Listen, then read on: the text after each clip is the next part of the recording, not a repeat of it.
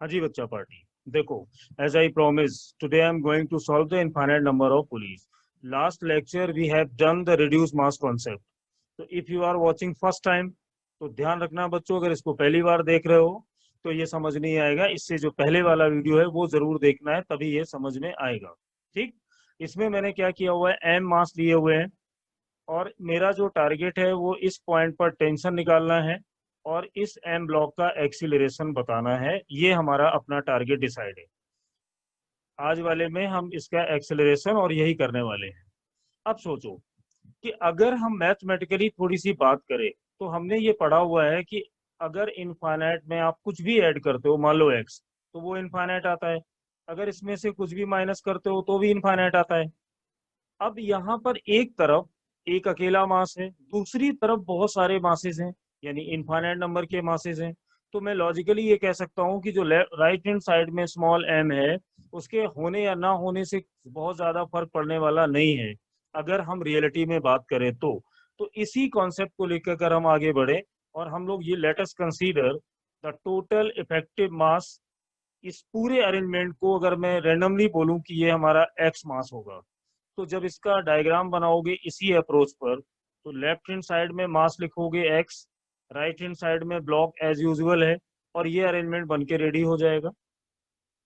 अब मैं यहाँ पर अगर एक कॉन्सेप्ट अपना रिड्यूस मास वाला लगाऊं जो मैंने पहले पढ़ाया था, तो वो क्या था, म्यू इक्वल, मैंने उसमें फॉर्मूला एक्सप्लेन किया था 4m1m2 और m1 प्लस m2। वहीं से मैं इसको कनेक्ट कर रहा हूँ। और ये m1 प्लस m2 कहाँ से आया, इसीलिए मैंने बोला था पीछे वाला जाके देख लो, पूरा डिटेल में है। चलिए हम यहाँ तक आ गए। अब सोचो कि जो ये ऊपर आपने कंसीडर किया, क्या उसमें x का वैल्यू स्मॉल m से बहुत बड़ा नहीं है? बिल्कुल है। और हम ऐसा पढ़ते हैं तो इस केस में क्या हम m को इग्नोर कर सकते हैं, यानी जीरो कर सकते हैं? बिल्कुल कर सकते हैं। पर मेरा पर्पज अभी यहाँ पे क्या है, मैं इस म्यू को हटा के इसका इक्विवेलेंट इफेक्टिव मास को x लिखना चाहता हूँ। मान लो मैंने ये लिख दिया कि ये x approximately equal to 4m1, m1 की वैल्यू मान लो x, और m2 की वैल्यू मान लो m। तो यहाँ पर होगा X M divide by X plus M. अब पूछोगे सर ये x कैसे आ गया? इसके पीछे मैं लॉजिक ये दूंगा कि ये वाला जो x है ये बहुत बड़ा है और ये m बहुत छोटा है। तो x के साथ इस स्मॉल m के होने या ना होने से बहुत ज्यादा फर्क नहीं पड़ता। My purpose is that when you will add x plus m, तो जस्ट लाइक दिस, यानी इनफाइनाइट में कुछ ऐड करोगे तो इनफाइनाइट आएगा। तो x के अंदर जो ब्लॉक ऑफ मासेस इंक्लूडेड हैं वो इनफाइनाइट नंबर के हैं। मतलब x का जो मास है वो लगभग इनफाइनाइट की तरफ जा रहा है। तो अगर हम उसमें इस स्मॉल m का जो अरेंजमेंट बन के आया, उसमें m ऐड हो जाए या m हट जाए, तो फर्क पड़ने वाला नहीं है।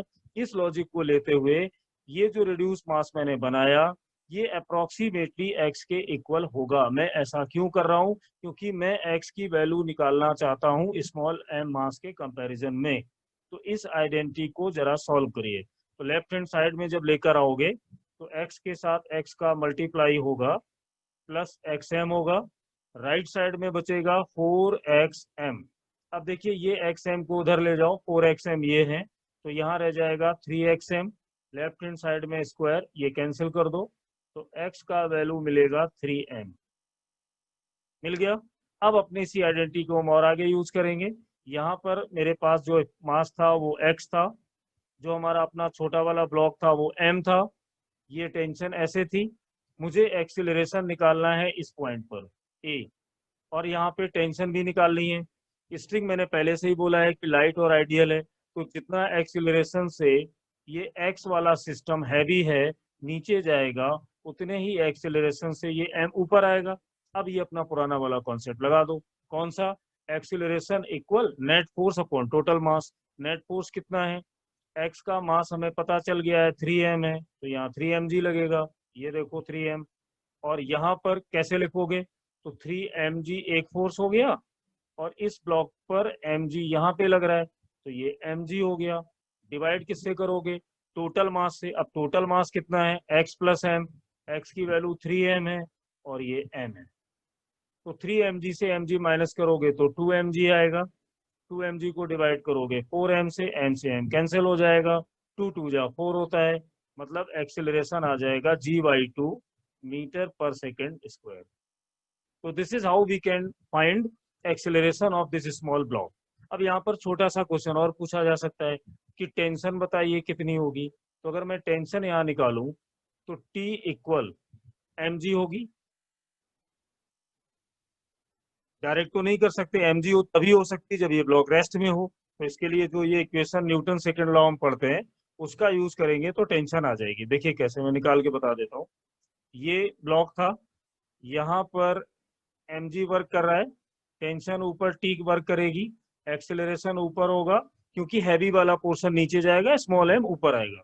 तो न्यूटन का सेकंड लॉ अप्लाई करो, कौन लेके जा रहा है T, अपोजिट में फोर्स कौन सा है mg, मास कितना है m, एक्सीलरेशन कितना निकाला हुआ है अभी g/2, तो t का वैल्यू कितना होगा, mg को यहाँ से कॉमन ले लो तो यहाँ 1 + 1/2 मिलेगा। जब mg उधर जाएंगे तो ये आएगा 3/2 mg। देखिए ये टेंशन भी आ गई कहाँ पर, इस ब्लॉक के पास। तो इससे हमने फर्स्ट मेथड से ये निकाला कि हम इस टाइप के सिस्टम का एक्सेलरेशन और साथ में उस पॉइंट पर टेंशन कैसे सॉल्व कर सकते हैं। अब इसी क्वेश्चन को अगर हम दूसरे मेथड से अप्रोच करें तो वो क्या होगा, विल सी। देखो बच्चों, इसके मेथड नंबर 2 पर आते हैं। सेम क्वेश्चन है, कुछ नया नहीं है, सॉल्व करने का प्लानिंग चेंज किया है। कैसे, यहाँ पर इनफाइनाइट पुली है, okay, but let us going, I am going to consider the total number of masses is n, not infinite. यानी this time I am going to consider कि नंबर ऑफ मासेस n होंगे, infinite नहीं है। तो अब इसको approach कैसे करोगे, देखना।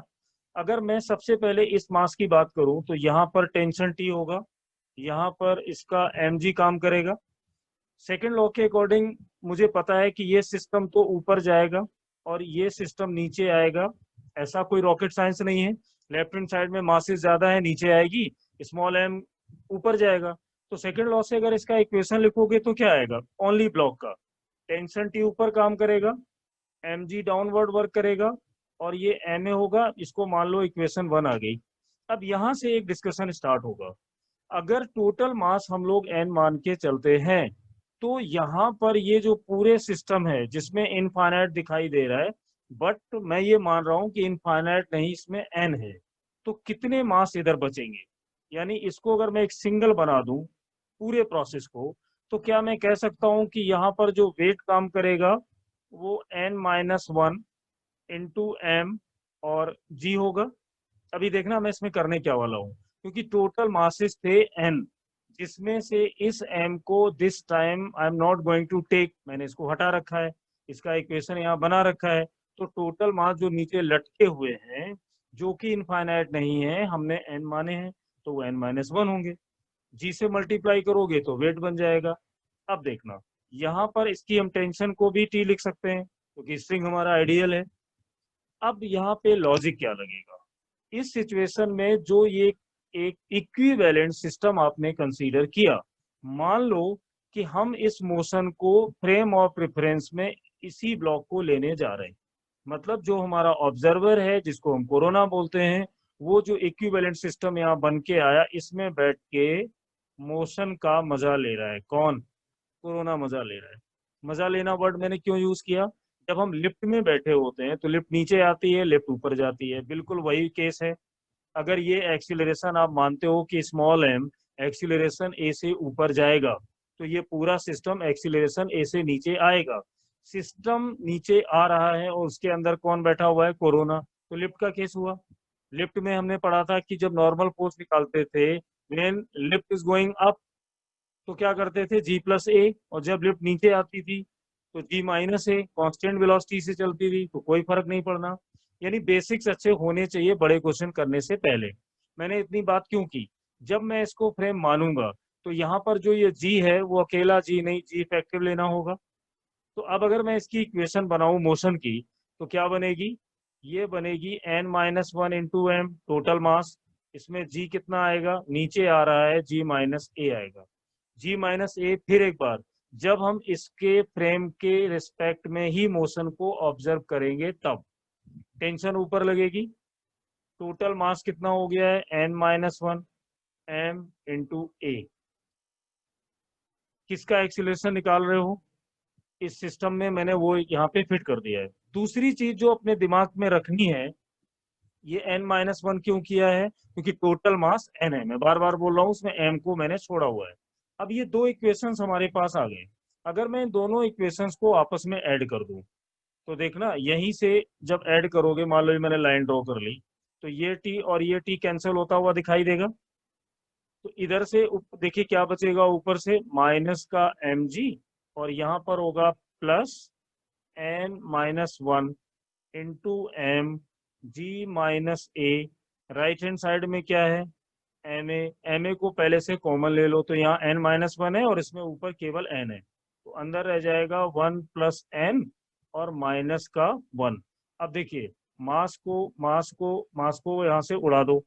अब मेरे पास बचेगा g प्लस n-1 जी माइनस ए, और ये इक्वल होगा ओनली na, क्योंकि 1 से 1 भी कट गया है।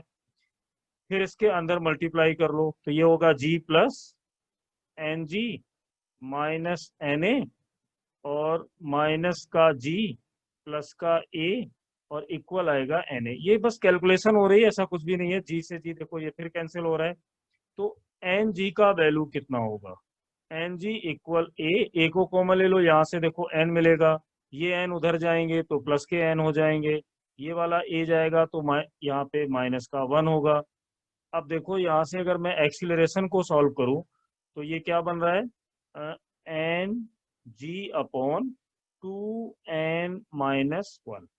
ए को इधर रखो, इसको ऐड करके डिवाइड कर दो, तो n upon N G 2n-1। इससे बच्चों हमारे पास एक बहुत अच्छी चीज ये आ गई कि अगर इनफाइनाइट पुली ना भी हो और सिर्फ पुली दे दी जाए 50, तो क्या हम यहाँ n की वैल्यू 50 रख के अपने क्वेश्चन को सॉल्व कर पाएंगे? बिल्कुल कर लेंगे। तो एक और चीज हमें इसमें नहीं मालूम पड़ गई, लेकिन यहाँ पर हुआ क्या है, ओरिजिनल में तो n ब्लॉक नहीं थे, कितने थे? इनफाइनाइट थे। तो अब इसको कैसे करोगे? चलो देख लो। देखो, एक्चुअल में हमारे पास जो ब्लॉक है वो इन्फिनिटी है। जो मैंने एक्सीलरेशन निकाला है वो वैल्यू कितनी आई है? यहाँ पर ng आया है और ये 2n-1 आया है। क्या मैं इसको ऐसे लिख दूं? g अपॉन n को नीचे डिवाइड करोगे तो यहाँ पे 2 रह जाएगा और यहाँ पे ये 1 अपॉन n हो जाएगा। मैंने क्या किया है? n से डिवाइड कर दिया। तो जब यहाँ पर n की वैल्यू अब इनफाइनाइट अप्लाई कर दो, तो ये g आएगा, ये 2 आएगा, 1 अपॉन इंफिनिटी आएगा, तो आएगा g/2 metre per second square. तो अपने उस छोटे ब्लॉक का हम ऐसे एक्सेलरेशन निकाल सकते हैं। मान लो हमें टेंशन निकालना होता तो फिर वही पुरानी स्टोरी कि जब ब्लॉक ऊपर जाएगा तो क्या करते हैं? g प्लस ए। तो छोटा वाला तो ऊपर ही जा रहा है, तो यहाँ कर दो g प्लस ए का वैल्यू g/2 है, g/2 इसकी जगह रख दो, तो कितनी आ जाएगी? 3mg/2। ये देखिए फिर से टेंशन आ गई। तो इस मेथड में सबसे अच्छी चीज जो हम लोगों को मिली वो ये मिली, ये देखो यहाँ पर एक फॉर्मूला आ रहा है, ये ng अपॉन 2n-1, ये वाला। तो इससे हम ब्लॉक गिन के भी अपने क्वेश्चंस को हैंडल कर सकते हैं।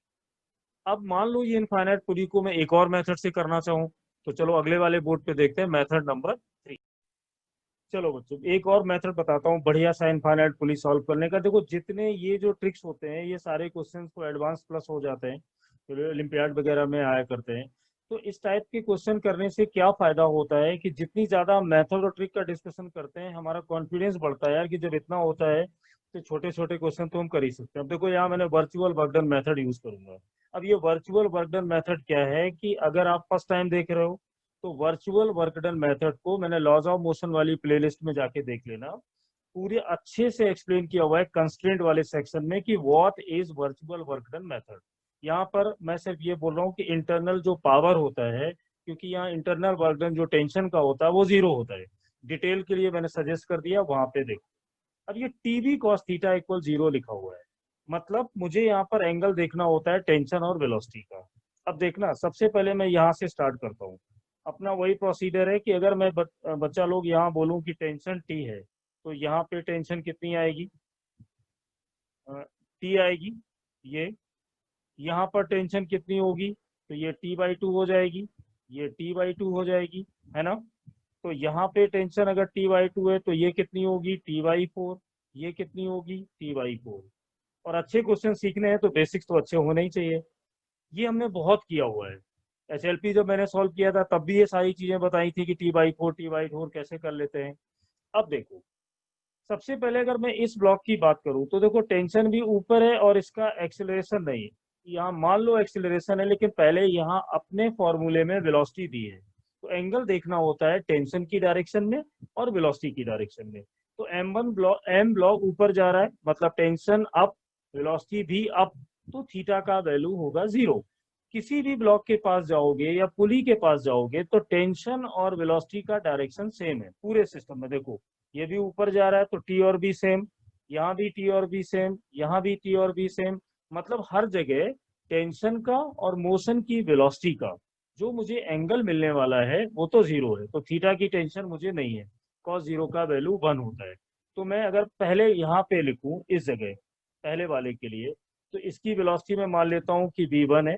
तो इक्वेशन होगा tv1 cos थीटा 0 है। तो एक बार चलो लिख देते हैं cos 0। अब जरा यहाँ पर आइए दूसरे वाले के पास, तो इस पर टेंशन अब कितना होगा t/2, वेलोसिटी मान लेते हैं v2 है। ठीक, अगले वाले के पास जाइए, जब यहाँ पहुंचेंगे तो टेंशन हो जाएगी t/4, लिख दिया।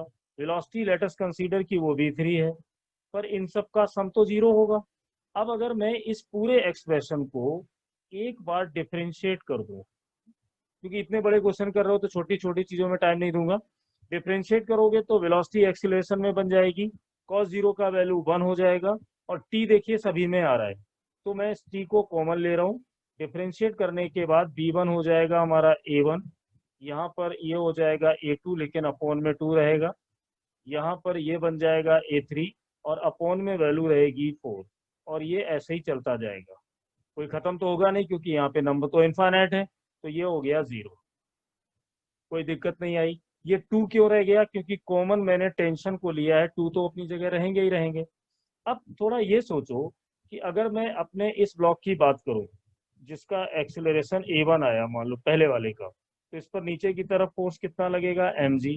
मैं पूछूं बेटा इसका एक्सेलरेशन a1 बताइए, तो क्या बोलोगे कि सर t ऊपर ले लो, mg यहाँ लिख दो और डिवाइड कर दो मास से, ये a1 आ जाएगा।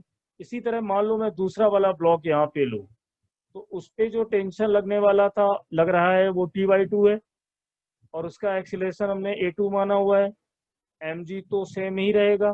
तो अब बताओ अगर मैं पूछूं कि a2 निकाल के मुझे दो तो क्या बताओगे कि सर यहाँ पे टेंशन t/2 लिख देना, माँ और वेट mg कर देना और डिवाइड कर देना टोटल मास के साथ, तो हमारे पास एक्सीलरेशन आ जाएगा। तो देखो a2 निकालना हमें आ गया, a1 निकालना हमें आ गया। अब मैं ये a1 का वैल्यू और a2 का वैल्यू, a1 यहाँ रखूंगा, a2 यहाँ रखूंगा, ऐसी a3 यहाँ रखूंगा और सॉल्व करूंगा, देखता है क्या आता है। बच्चों ये बेसिक्स अच्छे होने चाहिए। देखो इस प्रॉब्लम में ये बड़ा आसान लग रहा है कि एक्सीलरेशन कैसे निकालते हैं, जब चैप्टर स्टार्ट होता है तो ये a1 निकालने में भी दिक्कत आती है। नहीं, चलो हमने ये क्या किया, a1 a2 की वैल्यू निकाल दी। अब इसमें आगे चलते हैं। सबसे पहले यहाँ पर जो टी कॉमन लेके रखा हुआ था, ऐसे अंदर क्या मिला था, एक बार लिख देता हूँ, a1 मिला था, a2/2 था, यहाँ पर a3 का अपॉन 4 था, अप टू सो ऑन, और ये 0। तो इस t को राइट हैंड साइड में भेज दो, 0 में चला जाएगा, 0 एक डस्टबिन है। अब देखना a1 की वैल्यू मैंने अभी क्या निकाल के बताई, a1 मैंने बताया t-mg/m होगा।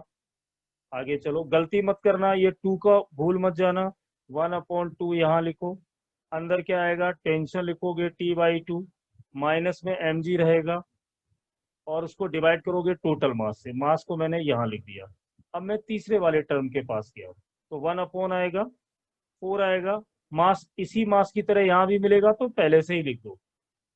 अंदर बेटा क्या मिलने वाला है, टेंशन, टेंशन अब कितनी हो जाती है उसमें, t/4 माइनस का mg, और ये इक्वल किसके होगा, 0 के इक्वल होगा।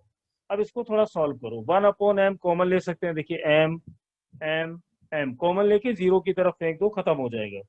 फिर हमारे पास रह जाएगा t माइनस का mg, और ये 1/2 के साथ मल्टीप्लाई होंगे, कैलकुलेशन पे ध्यान रखना नहीं तो सब गड़बड़ होगा, t/4 और mg/2 होगा, ये होंगे t/16, यस, और यहाँ पर फिर आएगा mg/4, राइट।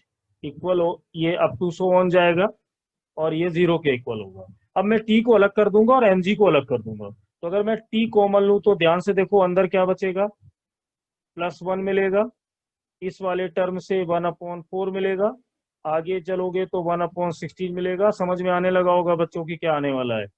अब इसमें से माइनस के mg को कॉमन ले लो, तो माइनस mg कॉमन लोगे तो ये माइनस माइनस प्लस, यानी 1 + 1/2 आएगा, और फिर आगे जाएंगे तो 1/4 आएगा अप टू सो ऑन, और ये 0 हो गया। अब हमने मैथ में पढ़ा हुआ, ये देखिए जीपी बन रही है, और जीपी में कॉमन रेशियो इसका कितना होगा 1/4, इसका कॉमन रेशियो कितना होगा 1/2, और इनफाइनाइट सीरीज ऐड करने का फॉर्मूला क्या पढ़ा था, a/1 - r, a first term, r common ratio. तो चलो इसको अगर यूज करें तो यहाँ पे होगा t, फर्स्ट टर्म है इसका 1, कॉमन रेशियो है 1/4, माइनस करोगे ये mg रहेगा, यहाँ भी जीपी लगा दो, फर्स्ट टर्म है 1, कॉमन रेशियो होगा 1/2, और ये वैल्यू किसके इक्वल आएगी 0 की। यहाँ पे सॉल्व करते हैं, 4 4 3 - 4 1 आएगा, तो यहाँ बचेगा t इंटू 4/3 माइनस का mg, और मैं धीमे इसलिए कर रहा हूँ कैलकुलेशन मिस्टेक हो गई तो मेहनत बेकार हो जाएगी, 1, और ये आ गया 0। अब मैं यहाँ से T4 इसको राइट साइड में लेके जाऊंगा, हाँ 4/3 इधर आएगा, तो यहाँ पे लिख देते हैं। ये लिखा है लास्ट में, इक्वेशन क्या आई है हमारी, इक्वेशन आई है T इंटू 4/3 और इक्वल होगा mg इंटू 2। ये देखो ये माइनस का उधर जाने पे प्लस हुआ। अब देख लो जो 2 2 जा 4 हुआ, तो टेंशन की वैल्यू कितनी आ रही है, टेंशन की वैल्यू आएगी 3/2 mg। पिछले वाले केसेस में हमने एक्सीलरेशन निकाला, इस बार टेंशन आ गई, क्या दिक्कत है, अब टेंशन आ गई उस ब्लॉक को पकड़ लो। पहला जो राइट साइड में लटका हुआ था यहाँ पे टी होगा, यहाँ पर हमारा mg होगा, इसका एक्सीलरेशन a होगा। फिर से वही पुराना रूल, a कैसे निकालोगे, यहाँ लिखोगे t माइनस mg/m। अब t की वैल्यू देखो ये सॉल्व करी हुई है, वो है 3/2 mg minus mg divide by m, solve किया तो फिर से आ गया g/2 मीटर सेकेंड। बच्चों अभी जो हमने ये पूरा देखो यहाँ पे मेथड किया हुआ है, ये क्वेश्चन तुम्हें पूरा प्रॉपर यहाँ दिखाई दे रहा है। मेथड 3, इसमें हमने वर्चुअल वर्क डन का यूज किया, तो इसके सारे देखियो हमारा पूरा रिवीजन हो गया। तो ये था इनफाइनाइट पुली सॉल्व करने के बहुत सारे मेथड, यानी 3।